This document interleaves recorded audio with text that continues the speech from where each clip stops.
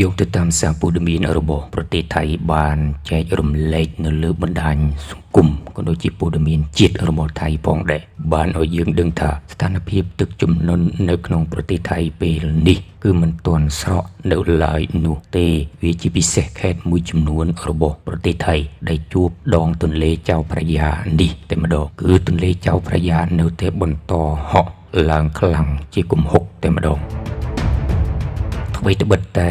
លបឿនទឹកយឺតបន្តិចមែនក៏ប៉ុន្តែទឹកទន្លេចៅប្រយ៉ាដែលជាអាងស្តុកទឹកយ៉ាងធំនិងសំខាន់របស់ថៃនោះគឺវាមិនទាន់ស្រកឬក៏ថមថយនៅឡើយនោះទេចំណែកឯខេត្តមួយចំនួនទៀតនោះគឺត្រូវបានជន់លិចអស់រយៈពេល4 ទៅ 5 ខែហើយគឺទឹកជំនន់មិនទាន់ស្រកទឹកជំនន់នៅតែបន្តហក់ឡើងជាលំដាប់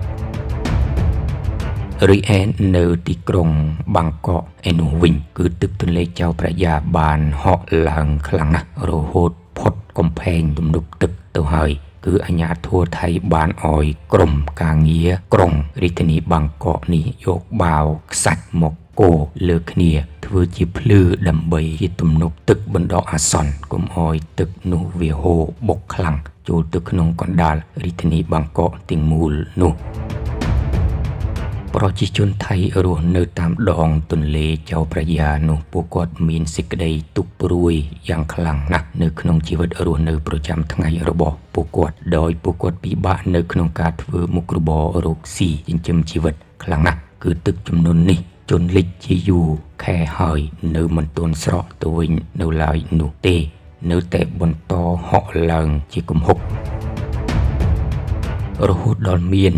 ក្រុមប្រជាជនសៀមខ្លះបាននាំគ្នាទៅបួងសួងដល់ព្រះម៉ែនាគរាជថៃថែមទៀតផងដើម្បីឲ្យព្រះម៉ែនាគរាជជួយឲ្យទឹកទន្លេឆាប់ស្រកទៅវិញផងគឺកូនចៅពិបាកនៅក្នុងការរស់នៅលើទឹកនេះណាស់ការបួងសួងរបស់ប្រជាជនសៀមឬក៏ថៃនេះពួកគាត់ក៏ធ្លាប់ធ្វើពិធីនេះតាំងពីសម័យបរមបុរាណកាលដ៏យូរលង់ណាស់មកហើយគឺកាលពីសម័យដើមសៀមនោះនៅពេលមានទឹកជំនន់ជន់លិចជាយូរខែប៉ុន្តែទឹកនេះមិនព្រមស្រកទៅវិញសោះនោះគឺព្រះមហាក្សត្រសៀមសម័យបុរាណតែងតែធ្វើពិធីបួងសួងសូមឲ្យទឹកស្រកទៅវិញដោយសូមឲ្យព្រះបារមីព្រះម៉ែនាគរាជថៃនេះដែលមានដើមកំណើតចេញពីប្រទេសខ្មែរនោះឲ្យជួយកូនចៅសៀមដើម្បីឲ្យទឹកនោះឆាប់ស្រកទៅវិញ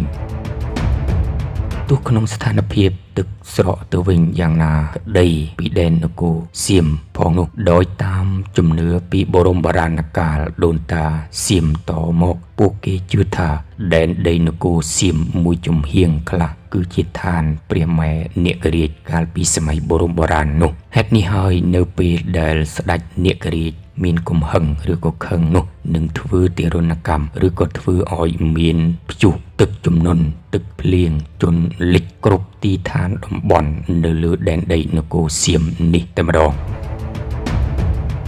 តែយ៉ាងណាក៏ដោយយោងទៅតាមព័ត៌មានជាតិរបស់ថៃបានរៀបរាប់ថាអាជ្ញាធរថៃនោះគឺពួកគេអស់វិធីសាស្ត្រនៅក្នុងការដោះស្រាយគ្រោះទឹកជំនន់នេះហើយថែមទាំងក្រសួងធនធានទឹកនិងមន្ត្រីជំនាញខាងទឹករបស់ថៃផងដែរគឺពួកគេអស់លទ្ធភាពនៅក្នុងការដោះស្រាយទឹកជំនន់នេះនិងជួយទៅដល់ប្រជាពលរដ្ឋថៃដែលរងគ្រោះទឹកជំនន់នោះ